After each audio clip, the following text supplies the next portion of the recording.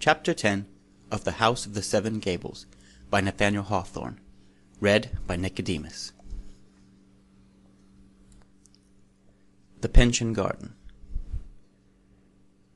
Clifford, except for Phoebe's more active instigation, would ordinarily have yielded to the torpor which had crept through all his modes of being, and which sluggishly counselled him to sit in his morning chair till eventide. But the girl seldom failed to propose a removal to the garden, where Uncle Venner and the daguerreotypist had made such repairs on the roof of the ruinous arbour or summer-house, that it was now a sufficient shelter from sunshine and casual showers. The hop-vine, too, had begun to grow luxuriantly over the sides of the little edifice, and made an interior of verdant seclusion, with innumerable peeps and glimpses into the wider solitude of the garden. Here, sometimes in this green play-place of flickering light, Phoebe read to Clifford. Her acquaintance, the artist, who appeared to have a literary turn, had supplied her with works of fiction, in pamphlet form, and a few volumes of poetry, in altogether a different style and taste from those which Hepzibah selected for his amusement. Small thanks were due to the books, however, if the girl's readings were in any degree more successful than her elderly cousin's. Phoebe's voice had always a pretty music in it, and could either enliven Clifford by its sparkle and gaiety of tone, or soothe him by a continued flow of pebbly and brook-like cadences. But the fictions, in which the country girl, unused to works of that nature, often became deeply absorbed, interested her strange auditor very little, or not at all. Pictures of life, scenes of passion or sentiment, wit, humour, and pathos, were all thrown away, or worse than thrown away, on Clifford, either because he lacked an experience by which to test their truth, or because his own griefs were a touchstone of reality that few feigned emotions could withstand. When Phoebe broke into a peal of merry laughter at what she read, he would now and then laugh for sympathy, but oftener respond with a troubled, questioning look. If a tear, a maiden's sunshiny tear over imaginary woe, dropped upon some melancholy page, Clifford either took it as a token of actual calamity, or else grew peevish, and angrily motioned her to close the volume. And wisely, too. Is not the world sad enough, in genuine earnest, without making a pastime of mock sorrows? With poetry it was rather better. He delighted in the swell and subsidence of the rhythm, and the happily recurring rhyme. Nor was Clifford incapable of feeling the sentiment of poetry, not, perhaps, where it was highest or deepest, but where it was most flitting and ethereal. It was impossible to foretell in what exquisite verse the awakening spell might lurk, but on raising her eyes from the page to Clifford's face, Phoebe would be made aware, by the light breaking through it, that a more delicate intelligence than her own had caught a lambent flame from what she read. One glow of this kind, however, was often the precursor of gloom for many hours afterward, because when the glow left him, he seemed conscious of a missing sense and power, and groped about for them, as if a blind man should go seeking his lost eyesight. It pleased him more, and was better for his inward welfare, that Phoebe should talk, and make passing occurrences vivid to his mind by her accompanying description and remarks. The life of the garden offered topics enough for such discourse as suited Clifford best. He never failed to inquire what flowers had bloomed since yesterday. His feelings for flowers was very exquisite, and seemed not so much a taste as an emotion. He was fond of sitting with one in his hand, intently observing it, and looking from its petals into Phoebe's face, as if the garden flower were the sister of the household maiden. Not merely was there a delight in the flower's perfume, or pleasure in its beautiful form, and the delicacy or brightness of its hue, but Clifford's enjoyment was accompanied with the perception of life, character, and individuality that made him love these blossoms of the garden, as if they were endowed with sentiment and intelligence. This affection and sympathy for flowers is almost exclusively a woman's trait. Men, if endowed with it by nature, soon lose, forget, and learned to despise it in their contact with coarser things than flowers. Clifford, too, had long forgotten it, but found it again now, as he slowly revived from the chill torpor of his life. It is wonderful how many pleasant incidents continually come to pass in that secluded garden spot when once Phoebe had set herself to look for them. She had seen or heard a bee there on the first day of her acquaintance with the place, and often, almost continually indeed, since then, the bees kept coming thither, heaven knows why, or by what pertinacious desire, for far-fetched sweets, when no doubt there were broad clover fields and all kinds of garden growth much nearer home than this. Thither the bees came, however, and plunged into the squash blossoms, as if there were no other squash vines within a long day's flight, or as if the soil of Hepzibah's garden gave its productions just the very quality which these laborious little wizards wanted, in order to impart the hymettus odor to their whole hive of New England honey. When Clifford heard their sunny buzzing murmur in the heart of the great yellow blossoms, he looked about him with a joyful sense of warmth and blue sky, and green grass, and of God's free air in the whole height from earth to heaven. After all, there need be no question why the bees came to that one green nook in the dusty town. God sent them thither to gladden our poor Clifford. They brought the rich summer with them, in requital of a little honey. When the bean vines began to flower on the poles, there was one particular variety which bore a vivid scarlet blossom. The daguerreotypist had found these beans in a garret, over one of the Seven Gables, treasured up in an old chest of drawers by some horticultural Pyncheon of days gone by, who doubtless meant to sow them the next summer, but was himself first sown in Death's garden ground. By way of testing whether there were still a living germ in such ancient seeds, Holgrave had planted some of them, and the result of his experiment was a splendid row of bean vines, clambering early to the full height of the poles, and arraying them from top to bottom in a spiral profusion of red blossoms. And ever since the unfolding first bud, a multitude of hummingbirds had been attracted thither. At times it seemed as if for every one of the 100 blossoms there was one of these tiniest fowls of the air, a thumb's bigness of burnished plumage, hovering and vibrating about the bean-poles. It was with indescribable interest, and even more than childish delight, that Clifford watched the hummingbirds. He used to thrust his head softly out of the arbor to see them the better, all the while, too, motioning Phoebe to be quiet, and snatching glimpses of the smile upon her face, so as to heap his enjoyment up the higher with her sympathy. He had not merely grown young, he was a child again. Hepzibah, whenever she happened to witness one of these fits of miniature enthusiasm, would shake her head with a strange mingling of the mother and sister, and of pleasure and sadness in her aspect. She said that it had always been thus with Clifford when the hummingbirds came, always from his babyhood, and that his delight in them had been one of the earliest tokens by which he showed his love for beautiful things.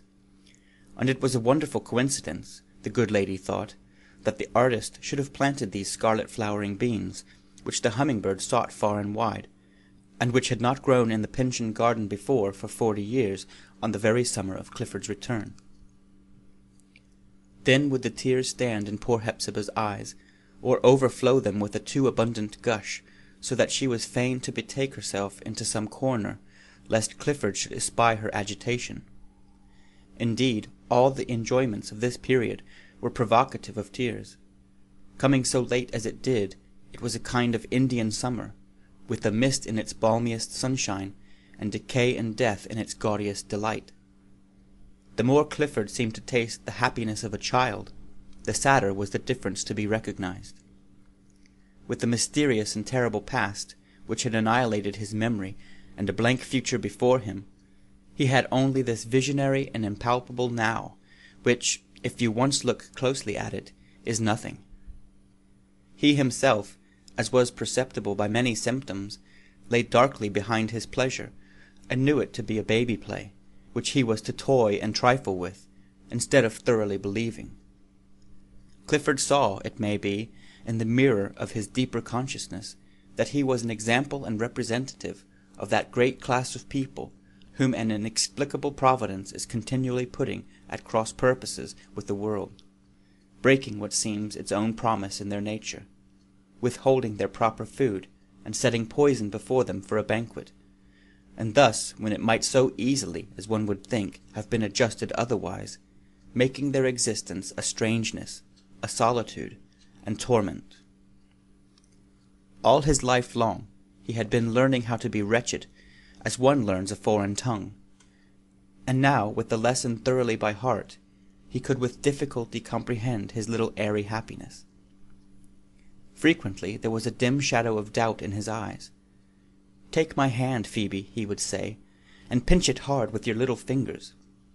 Give me a rose, that I may press its thorns, and prove myself awake by the sharp touch of pain." Evidently he desired this prick of a trifling anguish, in order to assure himself, by that quality which he best knew to be real, that the garden, and the 7 weather-beaten gables, and Hepzibah's scowl, and Phoebe's smile, were real likewise. Without this signet in his flesh, he could have attributed no more substance to them than to the empty confusion of imaginary scenes with which he had fed his spirit, until even that poor sustenance was exhausted. The author needs great faith in his reader's sympathy, else he must hesitate to give details so minute, and incidents apparently so trifling, as are essential to make up the idea of this garden life.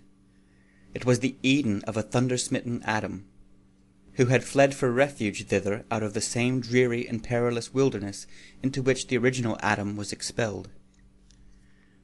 One of the available means of amusement, of which Phoebe made the most in Clifford's behalf, was that feathered society, the hens, a breed of whom, as we have already said, was an immemorial heirloom in the Pyncheon family. In compliance with the whim of Clifford, as it troubled him to see them in confinement, they had been set at liberty, and now roamed at will about the garden, doing some little mischief, but hindered from escape by buildings on 3 sides, and the difficult peaks of a wooden fence on the other. They spent much of their abundant leisure on the margin of Maule's well, which was haunted by a kind of snail, evidently a titbit to their palates, and the brackish water itself, however nauseous to the rest of the world, was so greatly esteemed by these fowls that they might be seen tasting, turning up their heads and smacking their bills with precisely the air of wine-bibbers round a probationary cask. Their generally quiet, yet often brisk and constantly diversified talk, one to another, or sometimes in soliloquy, as they scratched worms out of the rich black soil, or pecked at such plants as suited their taste, had such a domestic tone that it was almost a wonder why you could not establish a regular interchange of ideas about household matters, human and gallinaceous. All hens are well worth studying for the piquancy and rich variety of their manners, but by no possibility can there have been other fowls of such odd appearance and deportment as these ancestral ones. They probably embodied the traditionary peculiarities of their whole line of progenitors, derived through an unbroken succession of eggs, or else this individual Chanticleer and his 2 wives had grown to be humorists, and a little crack-brained withal, on account of their solitary way of life, and out of sympathy for Hepzibah, their lady patroness. Queer indeed they looked. Chanticleer himself, though stalking on 2 stilt-like legs, with the dignity of interminable descent in all his gestures, was hardly bigger than an ordinary partridge. His 2 wives were about the size of quails, and as for the one chicken, it looked small enough to be still in the egg, and at the same time sufficiently old, withered, wizened, and experienced to have been founder of the antiquated race. Instead of being the youngest of the family, it rather seemed to have aggregated itself into the ages, not only of these living specimens of the breed, but of all its forefathers and foremothers, whose united excellences and oddities were squeezed into its little body. Its mother evidently regarded it as the one chicken of the world, and as necessary, in fact, to the world's continuance, or at any rate, to the equilibrium of the present system of affairs, whether in church or state. No lesser sense of the infant fowl's importance could have justified, even in a mother's eyes, the perseverance with which she watched over its safety, ruffling her small person to twice its proper size, and flying in everybody's face that so much as looked towards her hopeful progeny. No lower estimate could have vindicated the indefatigable zeal with which she scratched, and her unscrupulousness in digging up the choicest flower or vegetable, for the sake of the fat earthworm at its root. Her nervous cluck when the chicken happened to be hidden in the long grass or under the squash leaves, her gentle croak of satisfaction while sure of it beneath her wing, her note of ill-concealed fear and obstreperous defiance when she saw her arch-enemy, a neighbor's cat, on the top of the high fence. One or the other of these sounds was to be heard at almost every moment of the day. By degrees, the observer came to feel nearly as much interest in this chicken of illustrious race as the mother hen did. Phoebe, after getting well acquainted with the old hen, was sometimes permitted to take the chicken in her hand, which was quite capable of grasping its cubic inch or two of body. While she curiously examined its hereditary marks, the peculiar speckle of its plumage, the funny tuft on its head, and a knob on each of its legs, the little biped, as she insisted, kept giving her a sagacious wink. The daguerreotypist once whispered her that these marks betokened the oddities of the Pyncheon family, and that the chicken itself was a symbol of the life of the old house, embodying its interpretation likewise, although an unintelligible one, as such clues generally are. It was a feathered riddle, a mystery hatched out of an egg, and just as mysterious as if the egg had been addle. The second of Chanticleer's 2 wives, ever since Phoebe's arrival, had been in a state of heavy despondency, caused, as it afterwards appeared, by her inability to lay an egg.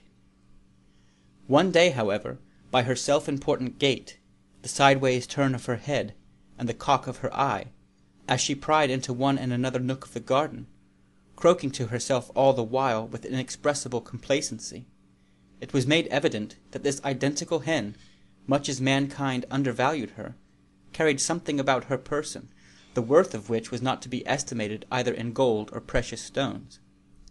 Shortly after, there was a prodigious cackling and a gratulation of Chanticleer and all his family, including the wizened chicken, who appeared to understand the matter quite as well as did his sire, his mother, or his aunt.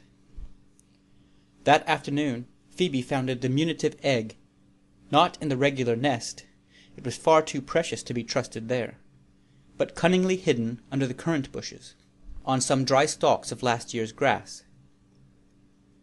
Hepzibah, on learning the fact, took possession of the egg and appropriated it to Clifford's breakfast, on account of a certain delicacy of flavor, for which, as she affirmed, these eggs had always been famous. Thus unscrupulously did the old gentlewoman sacrifice the continuance, perhaps, of an ancient feathered race, with no better end than to supply her brother with a dainty that hardly filled the bowl of a teaspoon. It must have been in reference to this outrage that Chanticleer, the next day, accompanied by the bereaved mother of the egg, took his post in front of Phoebe and Clifford, and delivered himself of a harangue that might have proved as long as his own pedigree, but for a fit of merriment on Phoebe's part. Hereupon the offended fowl stalked away on his long stilts, and utterly withdrew his notice from Phoebe and the rest of human nature, until she made her peace with an offering of spice cake, which, next to snails, was the delicacy most in favor with his aristocratic taste. We linger too long, no doubt, beside this paltry rivulet of life that flowed through the garden of the Pyncheon house, but we deem it pardonable to record these mean incidents and poor delights, because they proved so greatly to Clifford's benefit. They had the earth smell in them, and contributed to give him health and substance. Some of his occupations wrought less desirably upon him.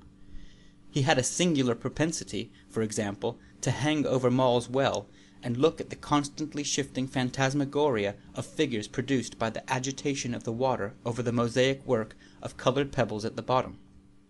He said that faces looked upward to him there, beautiful faces, arrayed in bewitching smiles, each momentary face so fair and rosy, and every smile so sunny, that he felt wronged at its departure, until the same flitting witchcraft made a new one.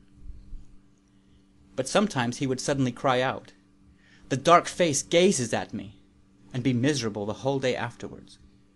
Phoebe, when she hung over the fountain by Clifford's side, could see nothing of all this, neither the beauty nor the ugliness, but only the colored pebbles, looking as if the gush of the waters shook and disarranged them. And the dark face that so troubled Clifford was no more than the shadow thrown from a branch of one of the damson trees, and breaking the inner light of Moll's well.